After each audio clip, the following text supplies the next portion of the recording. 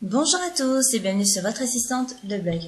Aujourd'hui nous allons découvrir comment créer un QR code personnalisé sous Photoshop. Alors un QR code est un code barre à 2 dimensions qui permet de stocker différents types d'informations comme site internet, carte de visite, vidéo, etc. qui peuvent ensuite être décodés par un lecteur de code barre ou plus simplement par un smartphone, une tablette ou une webcam. Donc vous trouverez divers exemples en tapant simplement QR code dans Google. Vous voyez, c'est ces petits codes. Donc, votre QR code peut être affiché sur différents supports tels que site internet, carte de visite, brochure, flyer, voire même réseaux sociaux, comme je l'ai fait sur Facebook ici et Twitter ici. Donc, un petit conseil, évitez de mettre des informations susceptibles d'être modifiées prochainement si votre QR code est destiné à être imprimé. Car vous risquerez de vous retrouver avec par exemple 5000 flyers comportant un QR code obsolète, puisque les informations sont plus bonnes, ce qui serait une perte d'argent pour les réimprimer juste pour un QR code.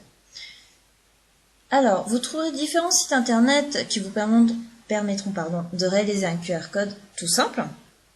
Donc dans ce tutoriel, je vais utiliser Ozone Mobile. Donc sur ce site, l'inscription n'est pas obligatoire, mais si vous souhaitez modifier les informations du QR code ultérieurement ou traquer vos visites, inscrivez-vous, c'est gratuit. Donc il vous dit justement ici en rouge. Alors, donc lorsque vous vous rendez sur la page du site que vous trouverez dans l'article, vous avez une première étape qui vous permet de choisir le type d'information, donc step 1, donc à afficher lorsque la personne décodera votre code. Donc, vous avez le choix entre une adresse internet, website, URL, du texte, un numéro de téléphone, phone number, l'envoi d'un message SMS message, une adresse mail, email address, l'envoi d'un mail, email message, des informations de contact details, donc c'est la V-card ou MiCard. C'est un peu ce que vous retrouvez dans Outlook. Une localisation avec Google Maps, donc Google Maps Location. Un profil de réseau social, a profile in the social networks. La mise à jour de votre statut Twitter, donc update Twitter statut. Ensuite, une vidéo YouTube pour iPhone, donc YouTube vidéo for iPhone. Le lien d'une application iTunes Application Link. Et le lien d'une application vers Google Play, donc Android Market Link. En ce qui concerne les deux derniers, Android Wi-Fi Network et BlackBerry Messenger PIN, n'étant pas sûr de ce que ça permet de faire, je préfère vous laisser découvrir par vous-même. Ouais. Je sais pas trop ce que ça donne quand on le décode, donc je vous laisse découvrir ça. Pour cet exemple, nous allons faire simple et n'indiquer qu'une adresse URL. Mais vous pouvez bien sûr choisir un autre type d'information. Donc, je clique sur website URL et je décoche Shorten URL. Donc, car je n'ai pas besoin de raccourcir l'URL, ça c'est bien quand, par exemple, vous voulez diriger vers une page précise de votre site qui peut être loin dans les dossiers de votre site. Donc ça va faire une URL très grosse. Donc là, c'est bien de le cocher. Donc là, j'ai pas besoin. Je vais saisir l'adresse de mon blog. Voilà, je la colle. Et je passe directement à l'étape 2. Alors, donc dans le premier onglet, vous avez Body Shape. Donc vous pouvez définir l'aspect des lignes de votre QR code, puis la couleur de premier et d'arrière-plan. Ou même mettre une image. Et ensuite, dans Error Correction, sélectionnez Height. Ce sera mieux pour la suite puisqu'on souhaite le modifier. Vous pouvez ensuite indiquer la largeur en pixels de vos carrés. Donc, par exemple, si j'en mets 20, là, j'ai pas généré. Voilà. Je sais pas si ça va beaucoup se voir. On se voit pas trop. Ah si, là ça se voit. Voilà, donc c'est ça la taille. Je crois que c'était à 10. Et border size, ça correspond à la largeur qu'il y a entre votre QR code et la fin de l'image. En fait, c'est cette petite bordure blanche ici. Donc là, c'est la fin de votre QR code, la ligne grise. Et là, c'est le QR code. C'est cet espace entre les deux. Donc là, je laisse à 2. Moi, je vais garder... Ah oui, donc c'est pas nécessaire de choisir une couleur tout de suite, puisqu'on va le modifier dans Photoshop. Donc, bon, vous pouvez le faire directement ici, mais si vous souhaitez le faire de Photoshop, c'est pas la peine. Et ensuite, pour suivre l'état d'avancement de votre QR code, n'hésitez pas à faire Generate. Donc moi, je vais garder le block style squared et les couleurs par défaut. Voilà, donc j'ai tout laissé. Je passe au deuxième onglet, Hide Border. Donc vous allez pouvoir modifier les yeux de votre QR code, c'est-à-dire les 3 coins indiqués par défaut par des carrés. Un œil, un œil, un œil. Donc moi, je vais choisir Curved. Voilà. Donc on peut toujours générer pour voir ce que ça donne. Voilà. Et je laisse la couleur par défaut. Donc encore là, c'est la couleur de ses yeux. Ensuite, Eye Center, c'est l'intérieur de l'œil. Bon, bah, je vais mettre Curved aussi. Voilà. Et enfin, donc la couleur par défaut, je la laisse aussi. Et le dernier onglet, c'est Logo. En fait, vous allez pouvoir insérer une image à l'intérieur du QR code. Alors, je vais pas le faire, parce qu'en fait, si je le fais après, il va falloir que je recommence à refaire mon QR code. Mais en fait, ça va vous placer votre logo au centre. Alors, en fait, comme ici, sur la gauche, avec Instagram, LinkedIn et Twitter. Voilà, ça donne ça. Donc, moi, je vais pas le faire. Alors, par contre, faites attention avec cette possibilité. Si votre logo n'est pas très net ou il y a des petits détails un peu bizarres, le QR code risque de ne pas fonctionner. Donc, faites attention avec ça. Faites générer avant. Vous voyez ce que ça donne. Vous voyez si ça marche. Et ensuite, mettez le logo et revérifiez que ça marche. Donc, là, je le génère. Voilà, j'ai bien mes petits yeux. Donc, une fois que votre code vous convient, vous cliquez donc une dernière fois sur Generate et vous allez vérifier que le code fonctionne. Alors, comme l'indique le site, ici, le code ne fonctionne pas forcément. Alors, pour ça, vous avez la possibilité d'utiliser une application téléchargée sur votre smartphone ou votre tablette. Ça, je vous laisse regarder. Hein. Donc, il y en a plein de gratuits. Vous le téléchargez, vous scannez. C'est très simple. Mais vous pouvez aussi le faire avec un site internet. Parce que vous pouvez vouloir mettre un QR code et ne pas avoir de smartphone ou de tablette. Donc là, vous êtes bien embêté. Alors, pour faire ça, on va le décoder avec ce site, par exemple. Il y en a d'autres. Hein. J'ai choisi celui-là. C'est Online Barcode Reader. Alors, si vous utilisez un site internet, donc sur Amazon Mobile, vous allez télécharger le code au format JPEG ou JPG. Vous faites download, vous l'enregistrez. Vous faites attention où vous l'enregistrez sur votre ordinateur. Donc vous gardez cette page ouverte.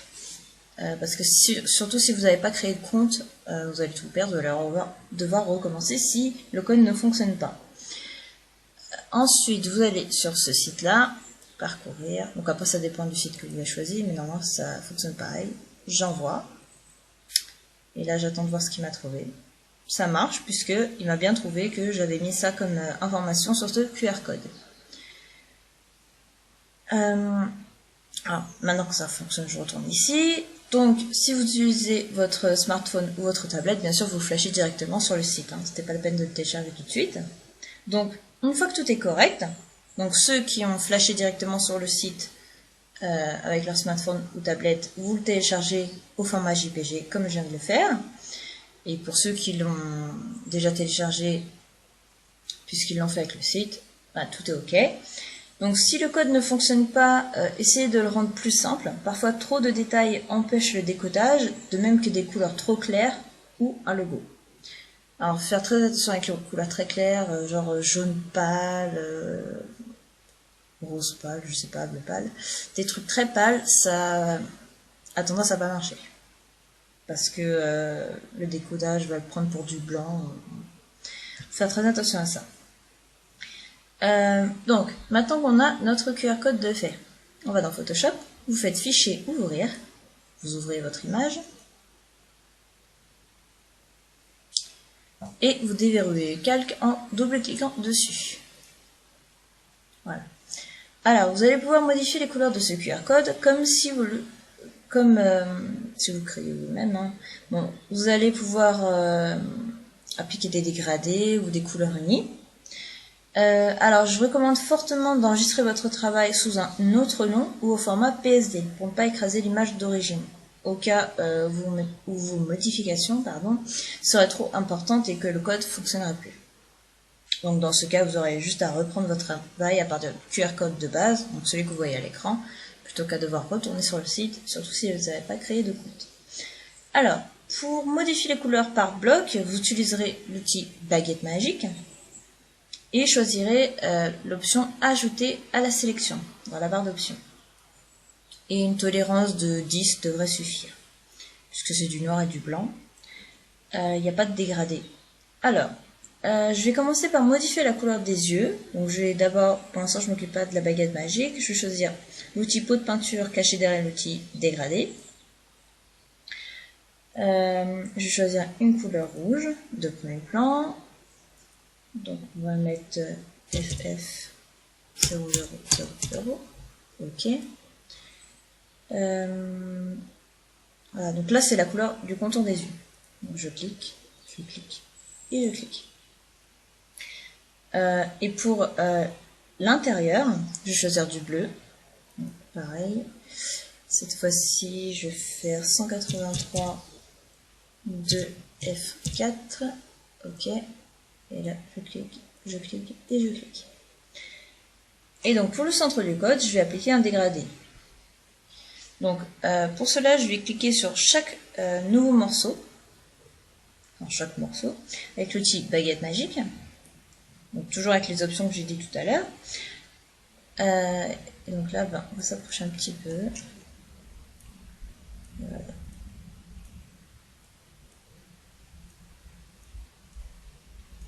On va sélectionner tout.